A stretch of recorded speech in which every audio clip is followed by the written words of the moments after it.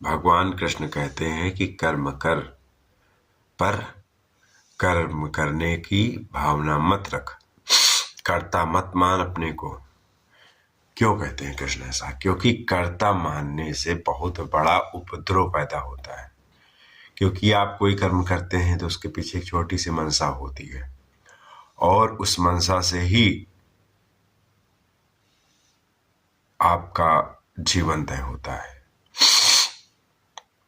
परंतु जो मनुष्य कर्म करता है पर स्वयं को कर्ता नहीं मानता है, वह परमात्मा के साथ एक होता है, वह परमात्मा के साथ एक हो जाता है।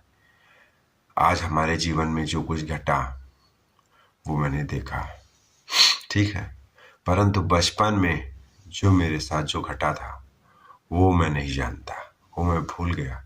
क्योंकि ये कोई इतनी इम्पोर्टेंट बात ही नहीं है जिसको याद रखा जाए। प्रकृति के द्वारा इस पर पर्दा डाल दिया जाता है। जैसे रात का सपना देखा हुआ, सुबह कोई उसको सत्य नहीं मानता, कहता हटा यार क्या सपने की बात। वही तरीके से संसार भी स्वप्नवत है। और जो शरीर में बोल रहा है, जो शरीर में देखने की शक्ति, जो शरीर में प्रकाश आ रहा है, जो शरीर में शक्ति आ रही है, वो स्रोत बिल्कुल शरीर से भिन्न है। वह 5 तत्वों का जो है संघात रूप नहीं है, वो 5 तत्वों से बिल्कुल भिन्न है, और वह बहुत ही अनंत है। वह कभी बदलने वाला कहा गया। इसलिए हम मनुष्य देखते हैं अपने को, दूसरे को, जानवरों को। इतनी बुद्धि है, इतनी विवेक है कि हम लोग देख के समझ सके कि यह संसार क्या है। बाकी महापुरुष लोग आते हैं, वो भी समझाते हैं। भगवान ने जो गीता में लिखा वो भी समझ में आता है, और अपने जीवन का कुछ अनुभव है वो भी देखने में आता है कि हाँ ऐसा ही है। देखो, अगर कोई तुमसे बोले और तुम्हारा अनुभव ना हो तो तुम उसकी बात नहीं मानोगे, परंतु अगर तुमको कोई बोले और तुम्हारा अनुभव भी हो तो तुम उसकी बात जरूर मानोगे। यहाँ कुछ भी पाने जैसा नहीं है। यहाँ पाने वाली केवल एक वस्तु है, परमात्मा। परमात्मा को पा लिया तो सब कुछ पा लिया, और आपने चाहे जितना जो कुछ भी पाया हो वो पाने का कोई तात्पर्य नहीं, कोई यहाँ पे आशय नहीं। क्योंकि जो पाया है वो ना भी पाते तब भी कोई बात नहीं थी। बस एक मन में जो है इच्छा बसती, यार मेरे पास वो न होता तो शायद मैं सुखी हो जाता, पर ऐसा कुछ होने वाला नहीं। कहीं भी आप चले जाओ, कुछ भी कर दो, पर सुख नाम की वस्तु आपको नहीं मिल सकती। जो सुख होता है वो सुख नहीं है, वह एक प्रकार का इल्यूजन है, सुख के नाम पर भ्रम है। देखो भाई, मैं तो यही मानता हूँ और इसी पे चलता हूँ, और मैं यही सलाह भी देता हूँ, पर मेरी सलाह कोई मानने वाला नहीं। क्योंकि कोई, देखो, यह जीवन इसलिए नहीं मिला है कि सुबह उठो, खाना खाओ, ड्यूटी करो, लौट के आओ, फिर सो जाओ, फिर बच्चे पैदा करो, फिर उनकी सेवा पालन करो, फिर मर जाओ शादी बारात करके। नहीं, इसके लिए मनुष्य का जीवन नहीं है। मनुष्य का जीवन तो बहुत ही भाग्य से मिलता है, और बहुत कुछ करने के लिए मिलता है कि इस जीवन में क्या हो सकता था, पर हमने केवल कांच के टुकड़े और मिट्टी के कण ही बटोरे। इस जीवन में पारसमणि मिल सकती थी, पर हमने नहीं लिया। हम तो मिट्टी के टुकड़ों में ही उलझे रहे। देखो, वह परमात्मा सबके हृदय में विराजमान है। वह प्रकट भी हो सकता है, पर प्रकट नहीं होता, क्योंकि जब तक हमारी इच्छा नहीं होगी वह प्रकट नहीं होता है। क्योंकि हमारा मानना ही सब कुछ तय करता है, हम इस संसार को क्या मानते हैं। अगर हम इस संसार को सत्य मानते हैं तो वह परमात्मा असत्य हो जाता है जो सत्य है, और यह संसार सत्य लगने लगता है जो कि असत्य है। इसमें हम फंस जाते हैं, और इसीलिए हमारा पुनर्जन्म होता है। देखो दोस्तों, मैं झूठ नहीं बोलता, इसमें कुछ भी संशय नहीं, यह एकदम सत्य है।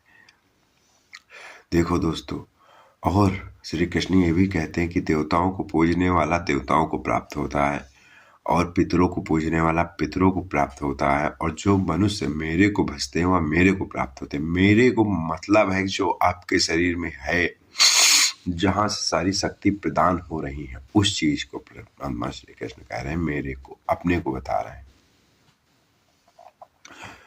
मैं तो सभी भाइयों से और बहनों से गुजारिश करूंगा कि संसारिक मोह माया को छोड़कर परमात्मा की तरफ संलग्न हो, क्योंकि परमात्मा की प्राप्ति में ही कल्याण है, परमात्मा की प्राप्ति में ही।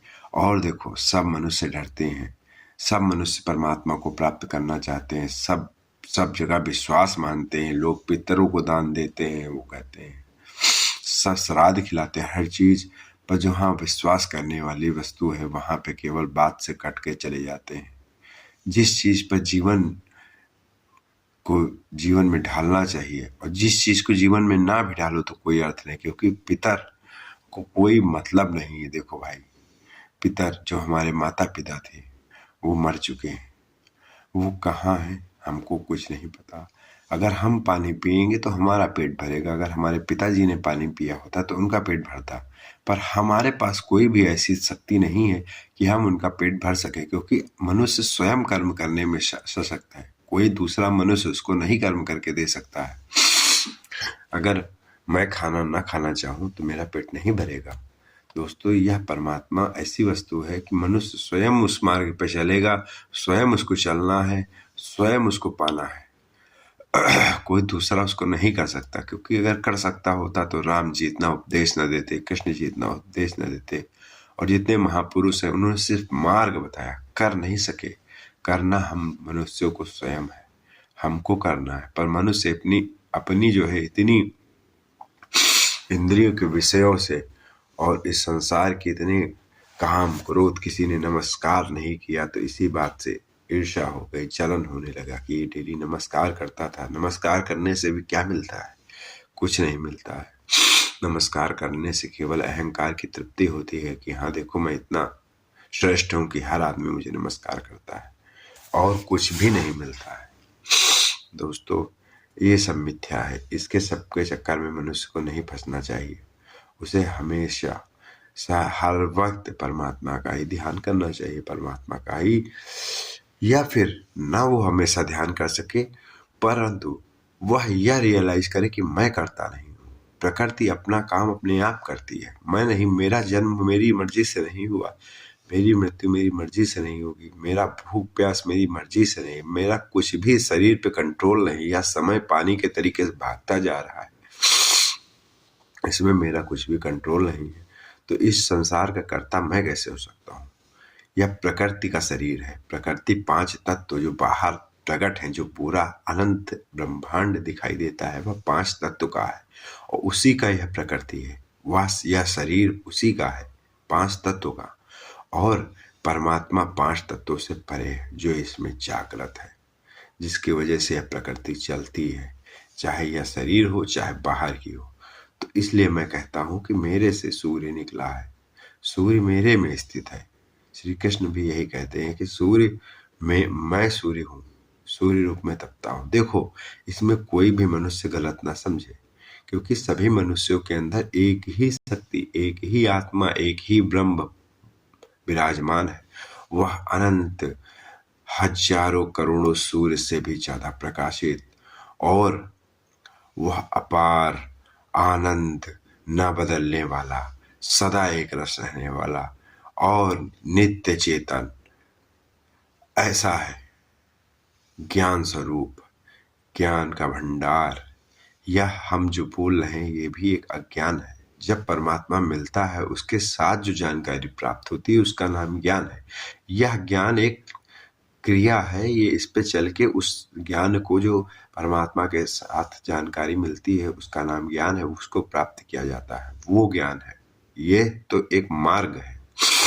तो दोस्तों, आशा करता हूँ कि आपको मेरी बात थोड़ी भी समझ में आई होगी, और देखने के लिए थैंक यू, धन्यवाद आपका। आपके हृदय में जो परमात्मा विराजमान है वह आपकी बुद्धि और आपके मन को अपनी तरफ मोड़े और शुद्ध करें। हरि ओम तत्सत।